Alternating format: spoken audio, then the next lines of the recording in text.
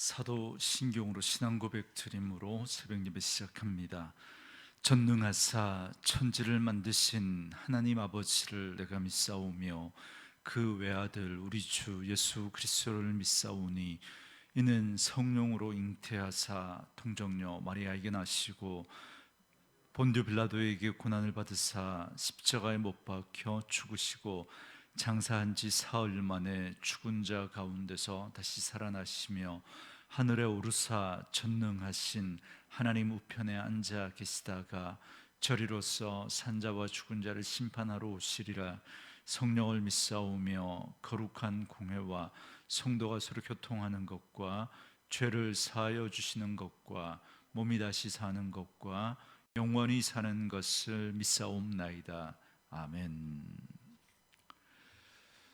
이 아침에 우리에게 주시는 하나님의 말씀은 창세기 15장 1절에서 21절 말씀까지,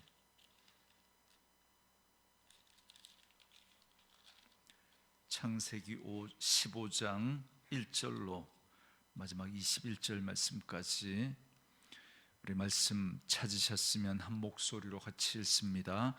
이후에 여호와의 말씀이 환상 중에 아브라함에게 임하여 이르시되 아브라함아 두려워하지 말라. 나는 내 방패요 너의 지극히 큰 상급이니라. 아브라함이 이르되 주 여호와여 무엇을 내게 주시려 하나이까. 나는 자식이 없사오니 나의 상속자는 이 다메섹 사람 엘리에셀이니이다. 아브라함이 또 이르되 주께서 내게 씨를 주지 아니하셨으니 내 집에서 길린 자가 내 상속자가 될 것이니이다. 여호와의 말씀이 그에게 임하여 이르시되 그 사람이 네 상속자가 아니라 네 몸에서 날 자가 네 상속자가 되리라 하시고 그를 이끌고 밖으로 나가 이르시되 하늘을 우러러 무별을 셀 수 있나 보라. 또 그에게 이르시되 네 자손이 이와 같으리라. 아브라함이 여호와를 믿으니 여호와께서 이를 그의 의로 여기시고 또 그에게 이르시되 나는 이 땅을 네게 주어 소유를 삼게 하려고 너를 갈대아인의 우르에서 이끌어낸 여호와니라. 그가 이르되 주 여호와여 내가 이 땅을 소유로 받을 것을 무엇으로 알리이까. 여호와께서 그에게 이르시되 나를 위하여 3년 된 암소와 3년 된 암염소와 3년 된 순양과 산비둘기와 집비둘기 새끼를 가져올지니라. 아브라함이 그 모든 것을 가져다가 그 중간을 쪼개고 그 쪼갠 것을 마주 대하여 놓고 그 새는 쪼개지 아니하였으며 솔개가 그 사체 위에 내릴 때에는 아브라함이 쫓았더라. 해질 때 아브라함에게 깊은 잠이 임하고 큰 흑암과 두려움이 그에게 임하였더니 여호와께서 아브라함에게 이르시되 너는 반드시 알라. 네 자손이 이방에서 객이 되어 그들을 섬기겠고 그들은 400년 동안 네 자손을 괴롭히리니 그들이 섬기는 나라를 내가 징벌할지며 그 후에 네 자손이 큰 재물을 이끌고 나오리라. 너는 장수하다가 평안히 조상에게로 돌아가 장사될 것이요 네 자손은 4대 만에 이 땅으로 돌아오리니 이는 아모리족 속의 제약이 아직 가득 차지 아니함이니라 하시더니 해가 져서 어두울 때에 연기 나는 화로가 보이며 타는 횃불이 쪼갠 고기 사이로 지나더라. 그날에 여호와께서 아브라함과 더불어 언약을 세워 이르시되 내가 이 땅을 애굽 강에서부터 그 큰 강 유브라데까지 네 자손에게 주노니 곧 겐 족속과 그니스 족속과 간몬 족속과 헷 족속과 브리스 족속과 르바 족속과 아모리 족속과 가나안 족속과 기르가스 족속과 여부스 족속의 땅이니라 하셨더라. 아멘. 오늘은 함께 읽으신 창세기 15장 1절에서 21절 말씀을 중심으로 별과 횃불의 언약이라는 제목의 말씀으로 잠시 은혜를 나누겠습니다. 아브라함은 조카 롯을 포로로 끌고 간 북방 연합군을 쫓아가 물리치고 롯을 구출해 냈습니다. 이는 단순한 용기가 아니라 믿음의 결단으로 한 일이었습니다.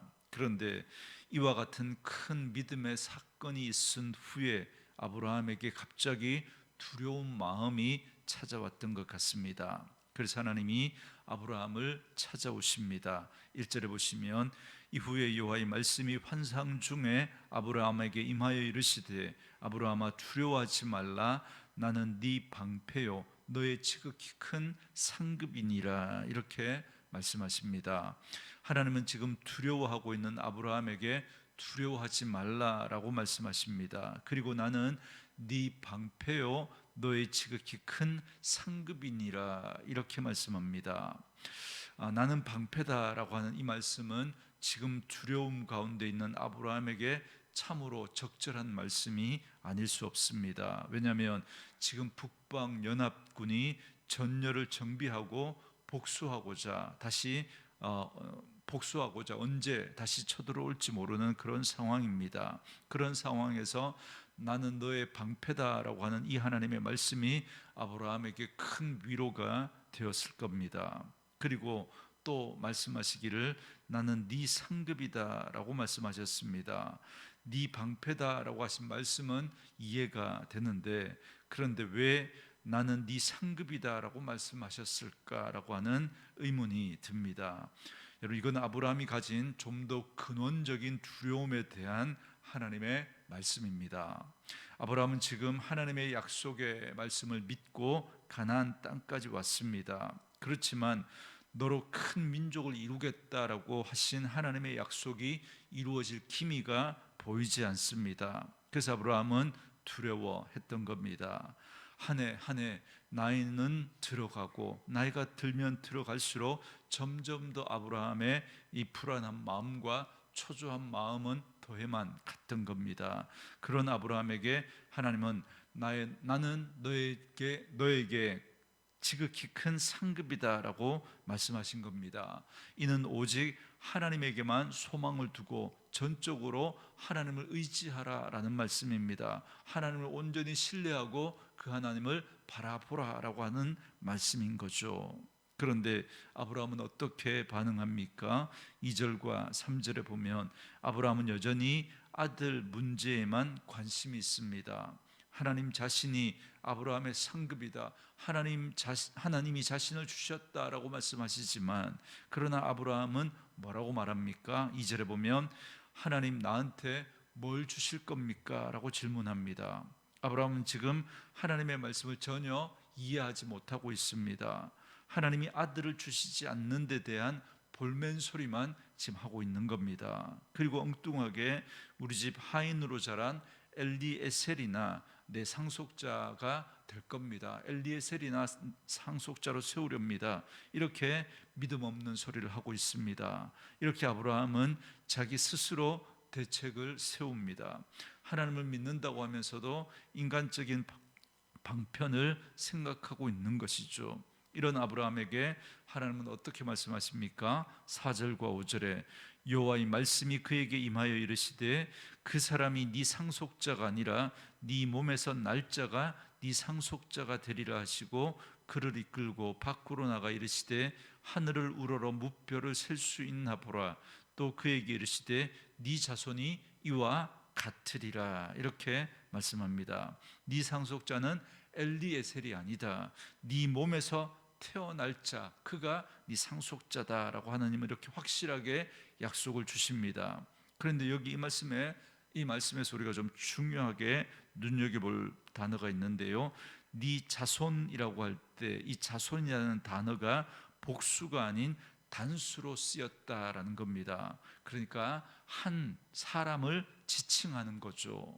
우리는 이 말씀이 누구를 가리키는지 알고 있습니다. 왜냐하면 신약의 갈라디아서 3장 16절 말씀은 이 자손은 곧 그리스도를 의미한다라고 분명히 우리에게 설명해 주고 있기 때문에 그렇습니다. 그래서 어떻게 되었습니까? 6절에 아브라함이 여호와를 믿으니 여호와께서 이를 그의 의로 여기시고 그럽니다. 우리는 이 아브라함의 모습을 통해서 믿음의 본질이 무엇인지를 다시 한번 깨닫게 됩니다. 여러분 아브라함이 이 약속의 말씀을 다 깨달았을까요? 그 자신의 그가 자신의 후손 가운데 인류를 구원할 메시아 예수 그리스도가 나실 것에 대한 그 하나님의 말씀이 이 말씀 속에 담겨져 있다라는 걸 아브라함이 여러분 상상이라도 했겠습니까? 아브라함은 이 말씀의 의미를 전혀 알지 못했을 겁니다.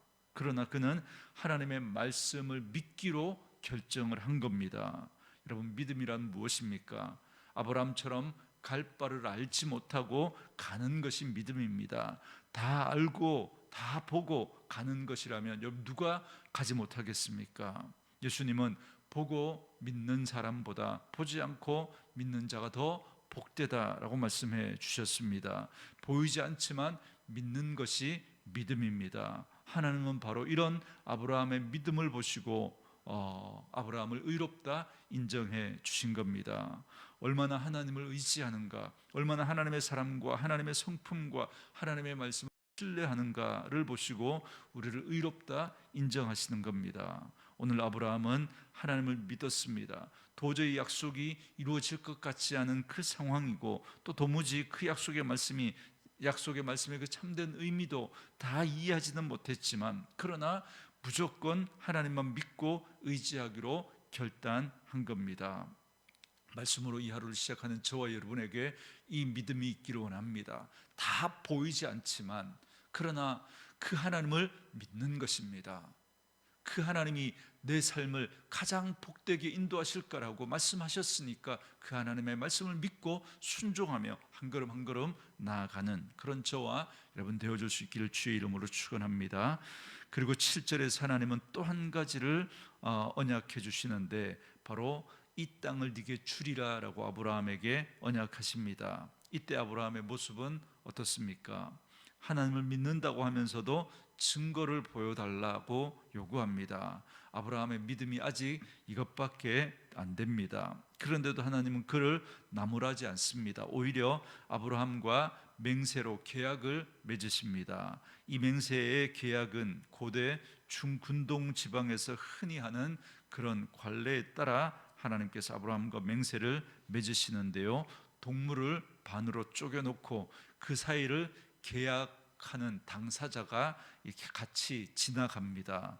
이 계약을 어길 시에는 이 쪼개놓은 이 짐승처럼 죽임을 당하게 될 것이다 라고 하는 그런 상징적인 의미가 담긴 이 서약입니다. 17절과 18절에 보시면 하나님은 타는 횃불로 그 쪼갠 고기 사이로 지나가십니다. 이 일이 얼마나 엄청난 일입니까? 이는 곧 창조주 하나님이 계약을 어길 시에 쪼개어 죽임을 당하시겠다라고 하는 약속입니다. 또한 더 놀라운 것은 하나님만 그 사이를 지나가셨다라는 겁니다. 본래 계약은 상방간에 맺는 것 아닙니까? 그래서 그쪽에 놓은 짐승 사이로 그 약속의 대상인 그 두 사람이 함께 그 사이를 지나가는 겁니다. 그런데 아브라함은 꾸벅꾸벅 졸고 있었고 하나님만 그 사이를 지나가신 겁니다. 뭘 의미합니까? 이건 일방적이고 무조건적인 계약이라는 말입니다. 그런데 왜 하나님이 이렇게 일방적인 계약을 맺으십니까? 왜냐하면 하나님과의 언약을 우리 인간은 지킬 수 없기 때문에 그렇습니다. 아브라함이 이 언약을 지킬 수 없다는 걸 너무나 하나님은 잘 알고 계셨습니다. 그런데도 하나님께서 일방적으로 언약을 지키겠다라고 약속하신 겁니다. 하나님 혼자 계약하신 것이죠. 이 계약이 지켜지지 않으면 하나님께서 두 쪽이 나겠다고 서약하신 겁니다. 말도 안 되는 것이죠. 그만큼 하나님은 진심이시고 이 언약은 확실하게 이루어질 것이다라는 걸 말씀해 주고 있는 것입니다. 그러므로 하나님이 아브라함과 맺은 이 계약의 의미를 여러분 꼭 기억하시기 바랍니다. 이는 일방적인 계약입니다. 아브라함에게 믿음을 주시기 위해서 하나님 자신의 생명을 주시기로 한 겁니다. 그리고 오늘 우리의 믿음을 위해서 하나님은 독생자 예수님이 십자가에 달려 죽게 하신 겁니다. 그래서 이 횃불 언약의 그 결과로 결국 하나님께서 독생자 예수님을 이 땅에 내어주시고 우리를 위해 죽으신 겁니다. 그러므로 오늘 아브라함을 찾아오셔서 하나님 그에게 믿음을 주시고자 약속하시고 맹세하셨음을 기억하시기 바랍니다. 하나님은 아브라함을 위해 자신을 주시기로 하신 겁니다. 그리고 오늘 우리를 위해서 독생자 예수님을 주셔서 믿음을 갖게 하셨습니다. 그래서 오늘 우리는 예수님을 믿음으로 우리는 의롭다 여김을 받게 된 겁니다. 그러므로 우리를 위해 자신의 모든 것을 주신 예수님의 그 구원의 은총과 하나뿐인 독생자 예수님을 우리를 위해 내어주시고 희생하신 하나님의 그 사랑을 꼭 기억하시고 예수님이 우리의 인생 가운데 가장 귀중한 상급이다라는 사실을 알고 더욱더 믿음으로 살아갈 수 있는 저와 여러분 될 수 있기를 바라고, 하나님의 언약 백성답게 더욱 말씀을 신뢰하며 말씀을 의지하며 살아가는 그런 저와 여러분 되어줄 수 있기를 주의 이름으로 축원합니다. 주신 말씀 묵상하시면서 이 찬양 함께 들으시며 기도하는 시간 갖겠습니다.